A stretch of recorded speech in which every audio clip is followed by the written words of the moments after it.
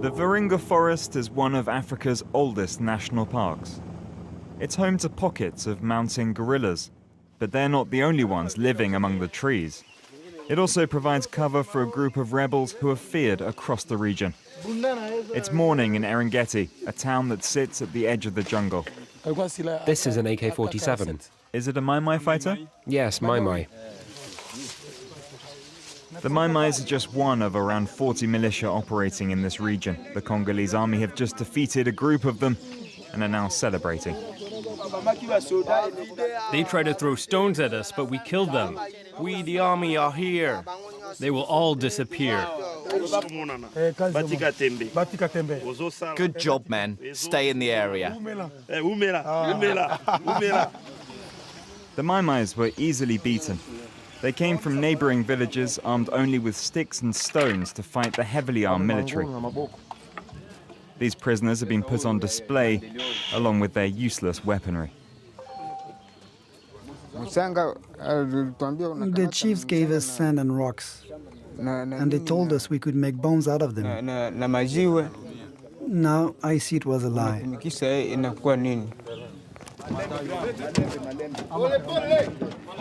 Local residents say there's nothing random about this attack.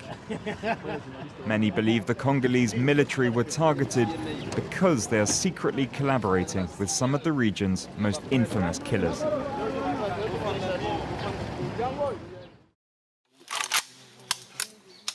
Members of the Congolese military have been accused of helping the ADF, or Allied Defense Forces.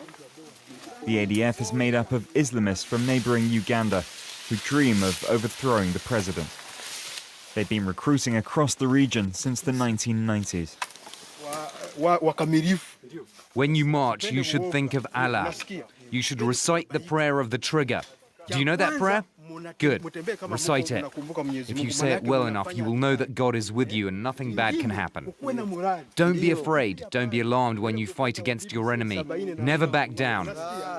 When you kill, don't think that it's you doing the killing. Allah is guiding you.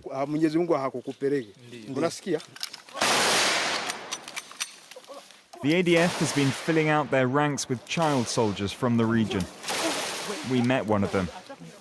His name is Fiston, French for young lad. At 13, he was forced to join up. Là-bas à la forêt, on forme nous les enfants, on tuait les hommes à l'arme et blanche.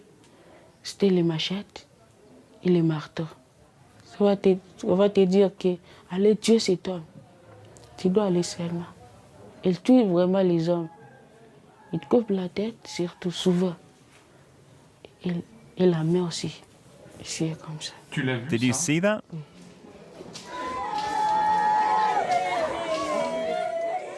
These terrible incidents began at the end of 2014, when DRC authorities decided to oust the ADF. Over 120 massacres have been counted in the past year and a half, with around 1,000 civilian casualties. Many have decided to leave the endless cycle of horror behind. 1/3 of Eringeti's inhabitants are now thought to have fled. Father Jerome has watched his congregation shrink by the day.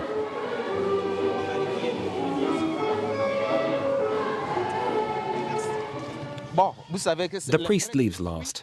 He can't be the first to go. If he leaves, then the whole village leaves. I'm sure that one day I'll go, and the village will be deserted. I know it'll eventually be empty.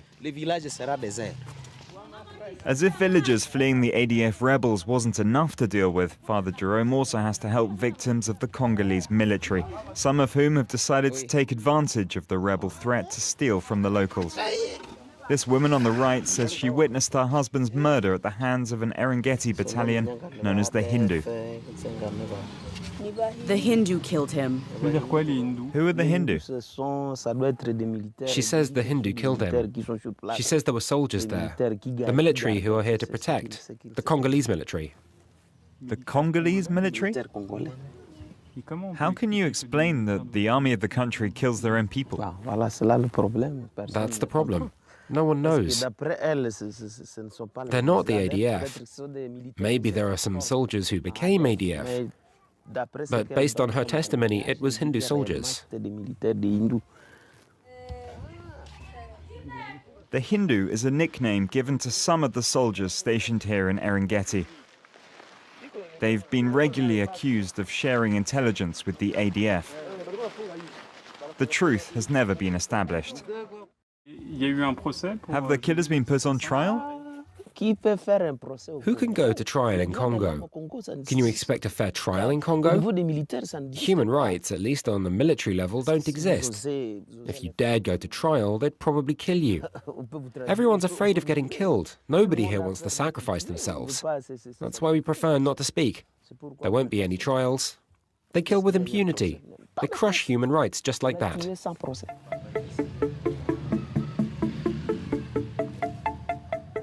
To find out the reason for this alleged pact between members of the army and the ADF, we take the difficult road through the jungle towards the area where the rebels can be found.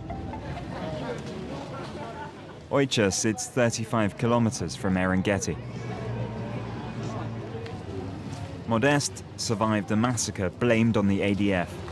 He says he's extremely lucky to be alive.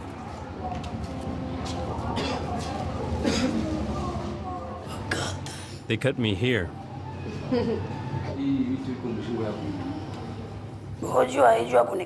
They cut my throat with a machete. That's how I lost my voice. Now I have problems breathing. I'm disabled. Modeste says that he was left for dead and was able to witness everything that happened. The massacre was officially blamed on the ADF, but he tells another story.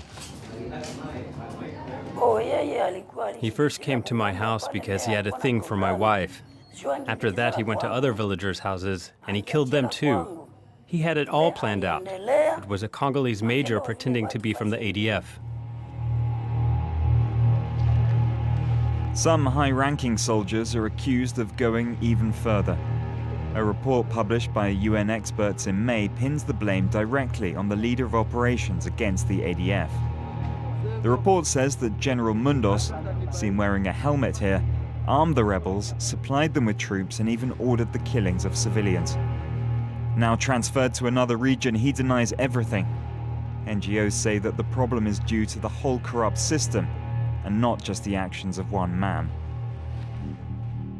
They're in the army and they cooperate with other armed groups. They're even responsible for creating some of the armed groups. The officers in particular create armed groups. That justifies their presence here. It justifies them getting richer because the state is paying for them to fight the rebels.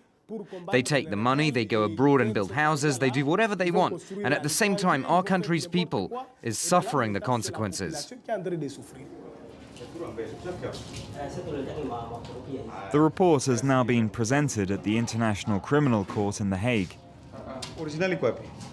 It's an embarrassing situation for the UN, the Congolese army's most significant partner in the peace process. 20,000 UN troops have been deployed on the ground, supported by an annual budget of almost $1.5 billion. The peacekeeping force is led by French General Bayot. What do you think of people talking about this or that Congolese general who's supposed to be an ally but's actually helping the rebels?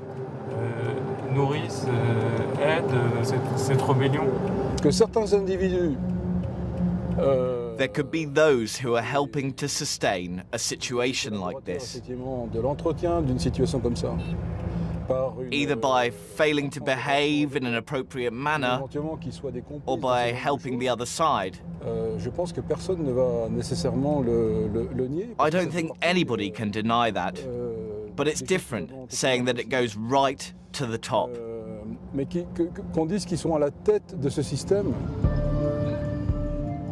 General Bayot claims only a few individuals could have been colluding with the enemy, and the majority of Congolese soldiers want to get rid of the ADF. To help them with that goal, the UN has set up the Force Intervention Brigade. These are UN peacekeepers authorized to launch attacks. The UN soldiers take joint patrols with the Congolese army, working alongside them. You have to keep a distance. Keep a distance. We're traveling with them to the heart of the jungle. It's thought that around 600 Congolese soldiers have died doing the same.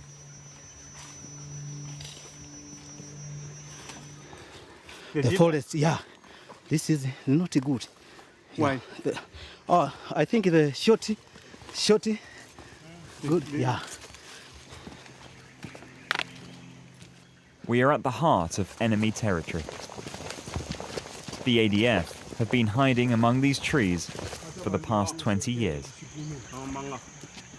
A former stronghold sits at the top of a hill overlooking the jungle. The Atakanka camp may now be under the control of the UN peacekeepers and the Congolese forces, but the enemy is never far away. Yesterday we had some ADF firing from the north and also the south, but we managed to repel, so they went back into the bush. Number 2 section commander. Every evening grenades are given out. 3, 4. The very dangerous time is night, because that is when the visibility is poor. The soldiers from the offensive force have their own strategy, staying in the camp. Not long before 6 p.m, a message comes through the Congolese commander's walkie-talkie. Alpha Bravo. It's from a Congolese peacekeeper. Their drone has spotted suspicious movements in the forest. Instead of going out to check, they decide to let artillery take care of it.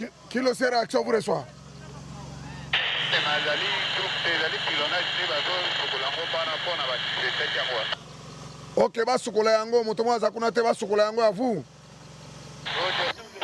40 minutes later, the UN cannons kick into action. Okay, fanya kwa hiyo. Aningani. 25 cannons sound over the next hour, but it's unclear who the targets are. The enemy remains invisible, and the soldiers won't bother going out looking for corpses.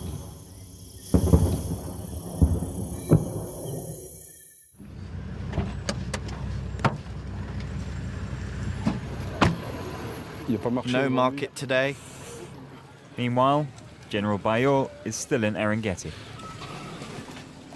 He has a meeting with the town administrator. Bonjour, comment allez-vous? Ça va bien?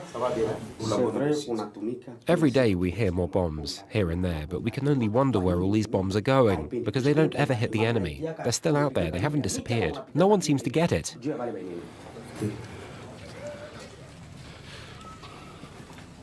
Despite their presence in Erengeti, the UN forces have so far proved powerless to stop the violence.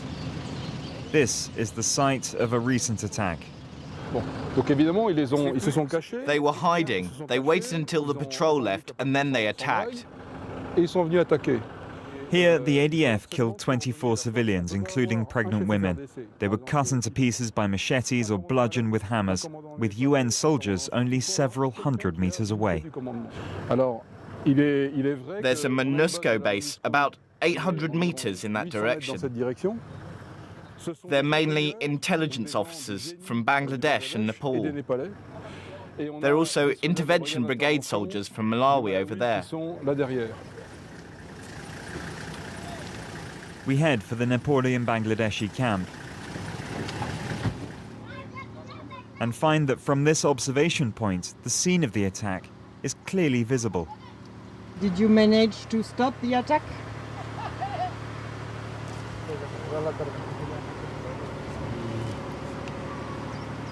The UN mission did not provide any clear answer as to why they failed to intervene. Esperance and her family lived in the area that was hit by the ADF. She says she lost everything on that night. The MONUSCO was just over there. They killed 7 people from my family in the neighborhood over there.